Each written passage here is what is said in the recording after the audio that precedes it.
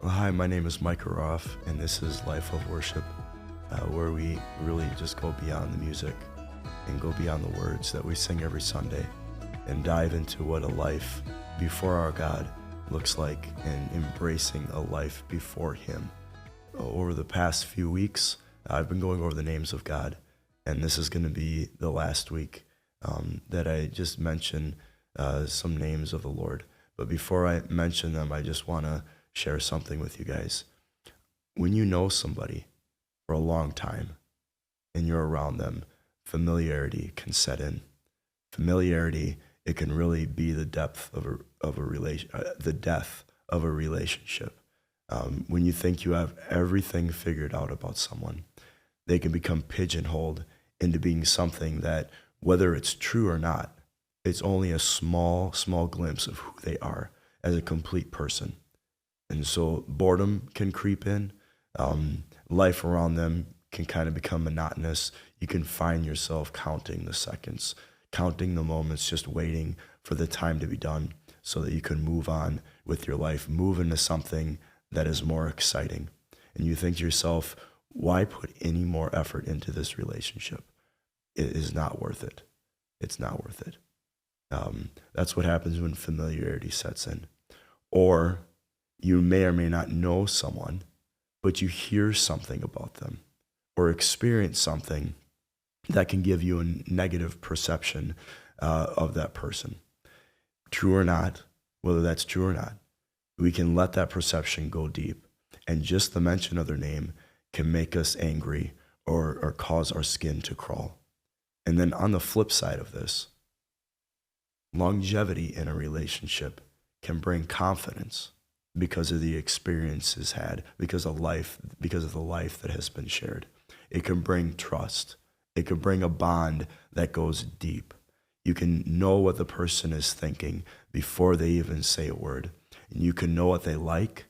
You can know what they dislike. You can look forward to being around them because being with them is it's just comforting to be around them. It's refreshing. It's exhilarating. You feel more alive than you've ever felt in your life. You can be yourself knowing that they will love you no matter what. Even disagreements that are had, even in the disagreements, it brings a deeper relationship because you know that the relationship is based in love. Because you love them and you know they love you, you will work through the disagreement and the relationship will actually be stronger coming out the other side.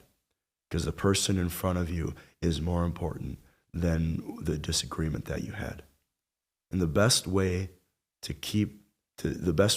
know a person is to keep the conversation going, to keep listening, to keep having adventures, to keep making new memories, having triumphs, yes, and even making mistakes, but growing through it all. Never just throwing it in neutral and coasting without a connection. Growing, pursuing, serving, conversing, loving, crying, it's all a part of relationship. And this can be applied to anybody that you meet in life, and it can be applied to marriage. It can be applied to family. It can be applied to new friends or old friends.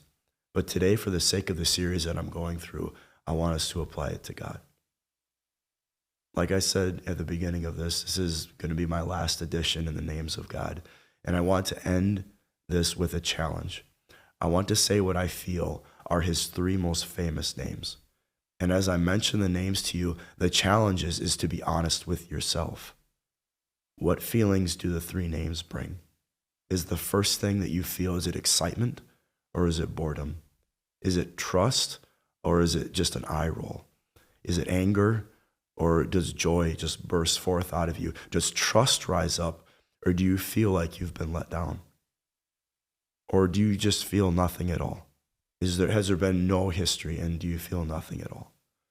The three names that I want to share with you today are the Father, the Son, and the Holy Spirit. And be honest with yourself about what you're feeling right now because He already knows. He already knows where your heart is. What does the mention of these names stir inside of you?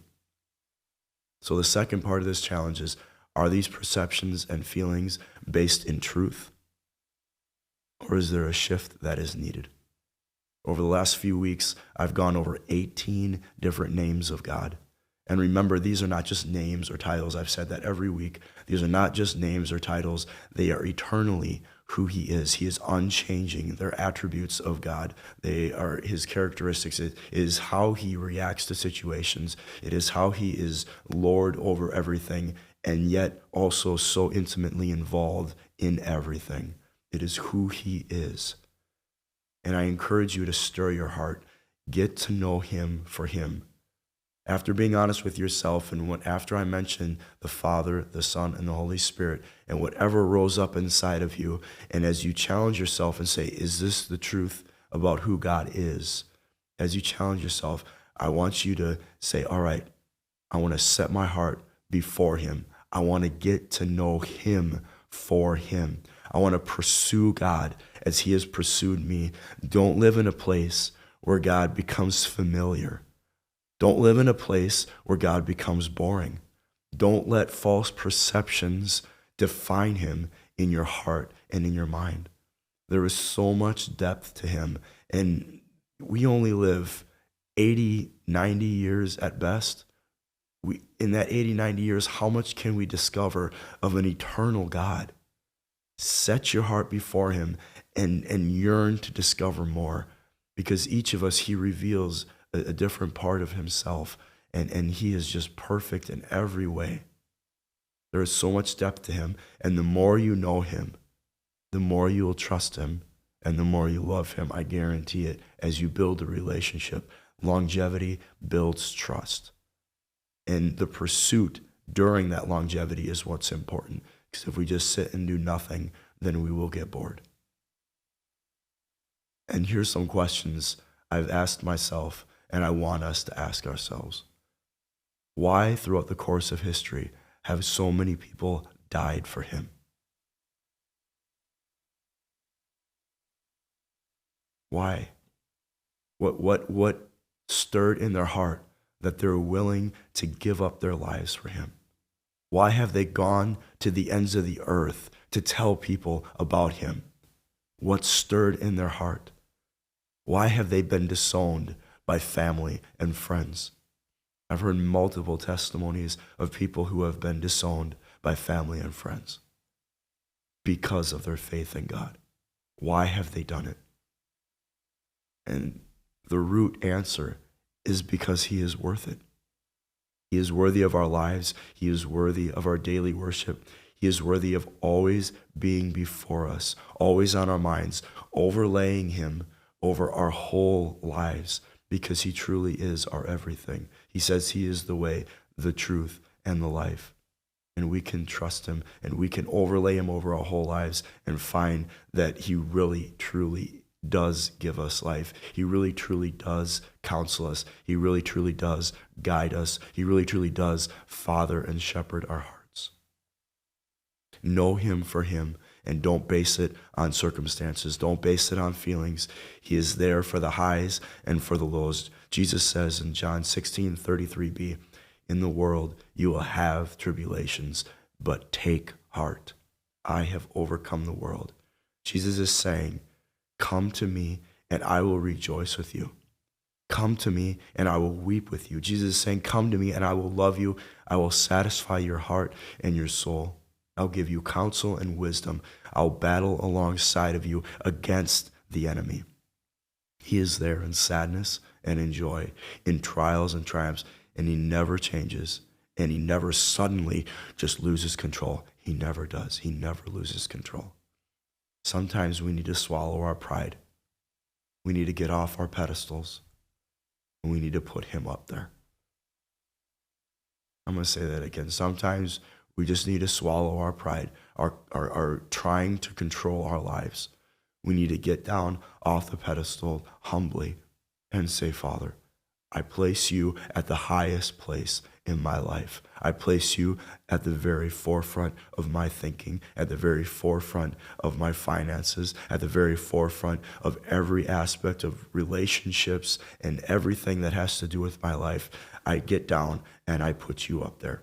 or taking down anything else that may be up there, whether it's pleasing this person or that person or trying to obtain this goal. We take all those things down and we say, God, you reign sovereign over the earth, and this is my way of surrendering to you and saying, you reign sovereign over my life. Sometimes we need to say, like Jesus did before he was arrested and crucified, Father, your will, not mine. And we let go of what we want because his ways are greater than ours. And we can trust that even if the path is hard, the end of it will be for our good, and it will bring him glory. So what does it mean to love the Lord with all of our heart, with all of our soul, with all of our mind, and all of our strength? And can we really know him? Can we really know and experience him? Is it possible to do it? Yes. Yes, 1,000 times yes, it is absolutely possible. And he is worth that pursuit. We don't serve someone who is small and insignificant. We serve the one and only true God. There is no other. He makes that declaration about himself, and the more we get to know him, the more we know that that is true. And there is only one way that the world was created. There's only one way to heaven, and only one who loves us perfectly. And his name is Yahweh. And so as I conclude this, I pray that it would conclude your journey in pursuing God and in everything, that giving it to him. Because our lifelong journey is to know him and to pursue him with all of our heart and to live lives that are pleasing to him. And so my prayer is that we pursue him with everything. And so I just thank you for joining me. I pray that this has blessed you, and I look forward to seeing you again next week when I start a new series. God bless.